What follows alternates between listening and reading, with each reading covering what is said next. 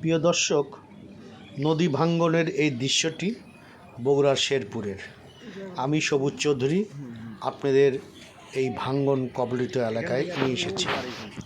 আপনারা জানেন এই বগুড়ার শেরপুরে বাঙালি ও করতোয়া নদী বেষ্টিত।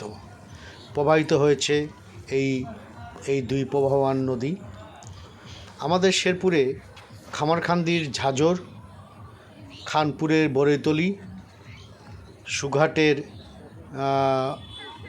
বিনোদপুর এবং কল্যাণী এলাকায় নদী ভাঙ্গন রয়েছে উপজেলার সীমাবাড়ি ইউনিয়নের মধ্যেও এমন নদী ভাঙ্গন।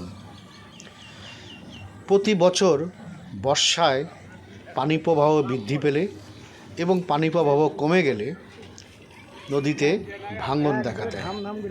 অন্তত 30 থেকে 40 বছর ধরে এমন ভাঙ্গন আমরা দেখে আসছি।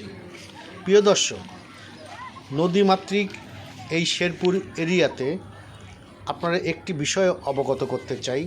নদীর তীরবর্তী যে 3 ফসলি জমি রয়েছে প্রতি বছরই ভাঙ্গনের কবলে পড়ছে মানুষের বসতবাড়িও। অনেকে গৃহহারা হচ্ছেন, অনেকে জমি সম্বল হারিয়ে দিনমজুরে পরিণত হচ্ছেন।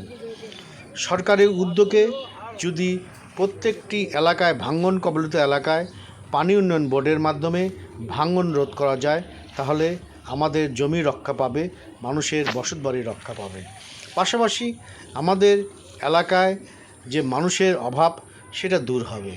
এই এলাকার লোকজন মূলত চাষাবাদের উপর নির্ভরশীল।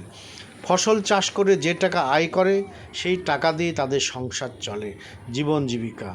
এখন যদি নদী ভাঙ্গনে তাদের জমি শেষ হয়ে যায়, তাদের সংসার চলবে কীভাবে, এমন দুশ্চিন্তায় এই এলাকার পরিবারের মধ্যে রয়েছে।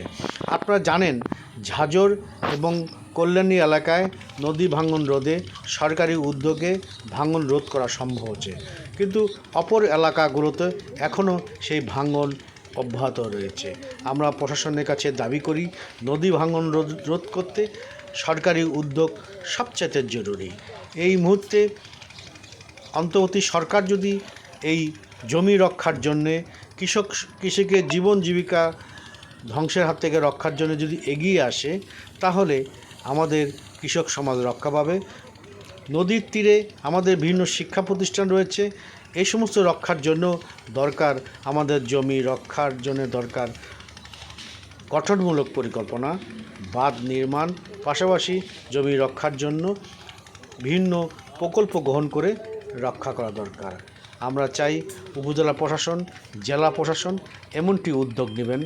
সকলে ভালো থাকুন, সুস্থ থাকুন, সকলের মঙ্গল।